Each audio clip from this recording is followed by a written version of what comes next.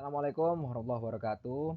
Halo teman-teman semua, perkenalkan nama saya Muhammad Kharisul Ilmi, NIM 0401052222, mahasiswa aktif Universitas Islam Negeri Sunan Ampel Surabaya, Fakultas Dakwah dan Komunikasi, Program Studi Ilmu Komunikasi semester 2. Tujuan pembuatan video ini adalah untuk memenuhi tugas UAS mata kuliah Psikologi Komunikasi.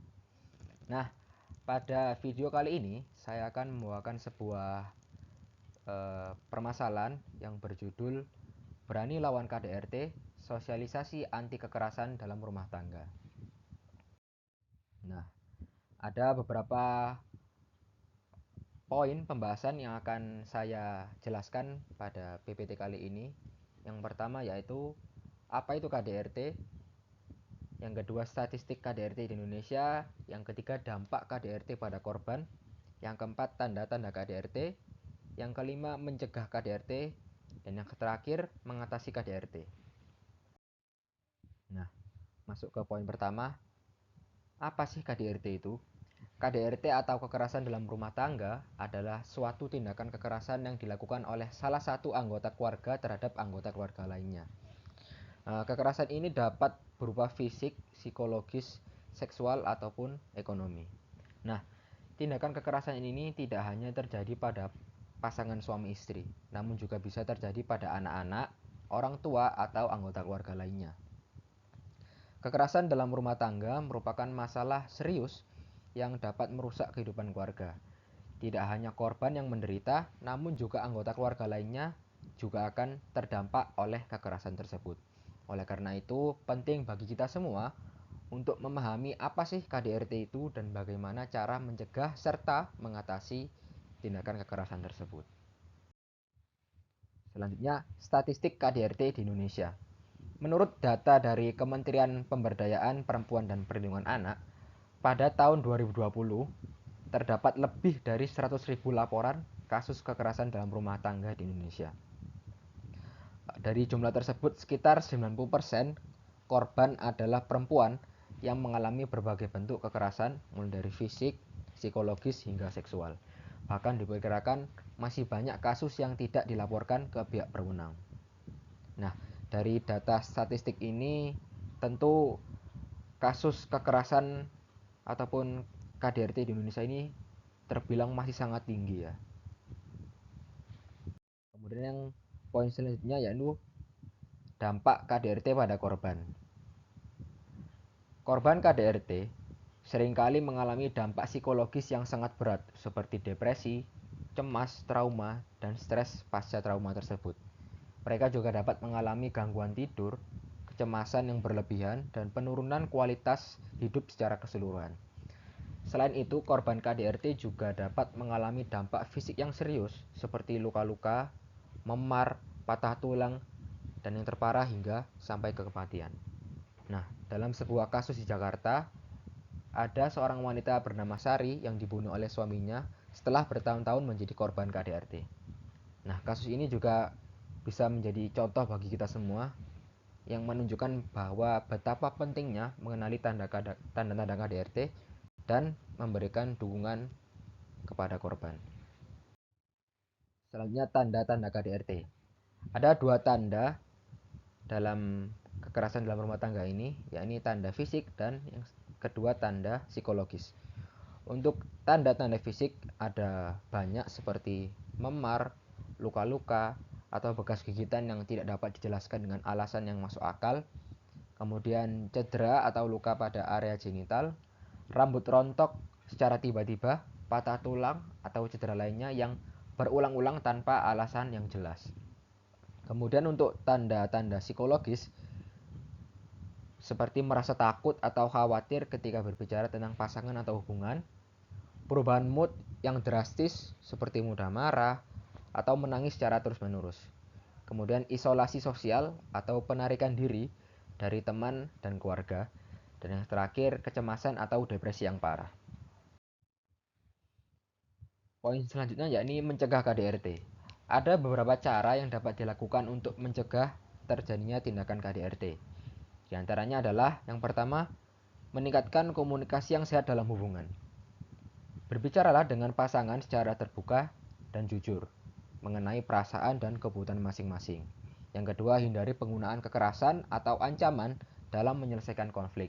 Sebaliknya, cari solusi bersama yang adil dan saling menguntungkan. Yang ketiga, jangan ragu untuk mencari bantuan dari pihak lain jika merasa tidak aman atau terancam. Bicarakan masalah Anda dengan keluarga, teman, atau lembaga konseling yang terpercaya. Dan yang terakhir, ikuti program sosialisasi anti KDRT dan ajak orang lain untuk turut serta. Dengan memperkuat kesadaran kolektif, kita dapat mencegah terjadinya tindakan KDRT di lingkungan sekitar. Dan poin yang terakhir, yakni mengatasi KDRT. Langkah pertama yang harus diambil jika seseorang mengalami KDRT adalah segera mencari bantuan dari pihak yang kompeten seperti polisi, pengacara, maupun lembaga terkait. Selanjutnya, korban perlu melakukan tindakan-tindakan preventif seperti membatasi kontak dengan pelaku, mengumpulkan bukti-bukti kekerasan yang terjadi, dan mencari dukungan emosional dari keluarga dan teman-teman terdekat. Beberapa lembaga atau organisasi yang dapat memberikan bantuan dan dukungan bagi korban KDRT antara lain Komnas Perempuan, LBH Apik, Yayasan Pulih, dan Rumah Perlindungan. Korban juga dapat menghubungi hotline darurat seperti 119 dan 112 untuk mendapatkan bantuan segera. Nah, tapi dalam kebanyakan kasus KDRT ataupun kasus kekerasan lainnya, korban ini tidak berani untuk melaporkan permasalahannya langsung kepada pihak berwajib atau pihak lembaga terkait begitu ya. Jadi ada suatu kode tangan atau hand signal yang dibuat secara internasional dan digunakan secara internasional juga yang bernama TREPTAM. Seperti ini. Nah, TREPTAM ini digunakan untuk TREPTAM ini digunakan kepada seseorang yang memerlukan bantuan secara cepat ya dari kekerasan seperti kekerasan fisik ataupun KDRT ini.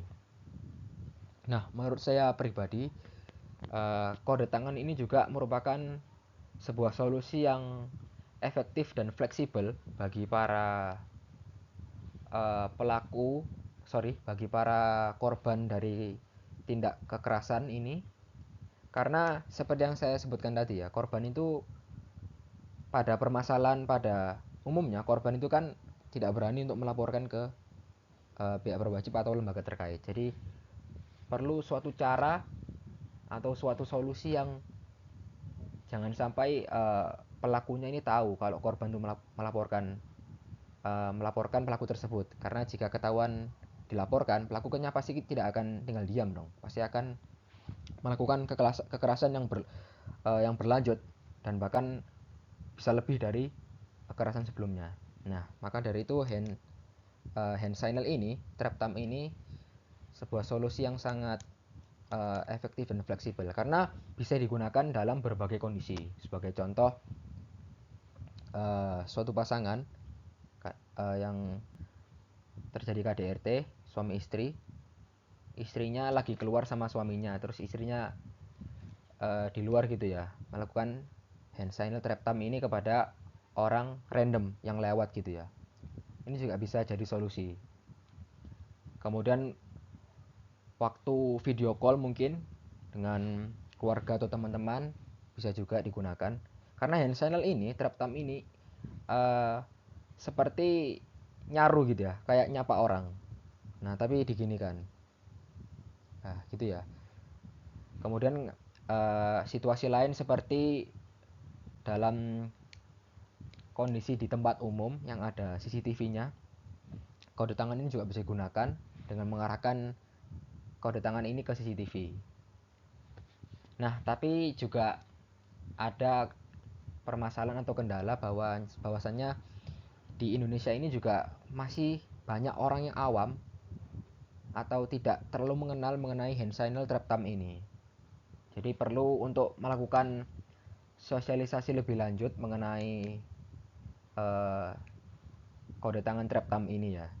biar semakin banyak orang yang tahu dan semakin banyak orang yang sadar akan tingginya kasus KDRT di Indonesia ini, sehingga pada akhirnya kasus kekerasan ataupun KDRT ini di Indonesia ini dapat menurun drastis begitu. Baik teman-teman sekalian, itulah pembahasan saya mengenai sosialisasi anti KDRT guna untuk memenuhi tugas UAS mata kuliah Psikologi Komunikasi. Terima kasih buat teman-teman sekalian yang sudah mendengarkan dari awal hingga akhir, dan mohon maaf bila ada kesalahan dalam pengucapan kata ataupun informasi. Sampai jumpa di lain waktu. Assalamualaikum warahmatullahi wabarakatuh.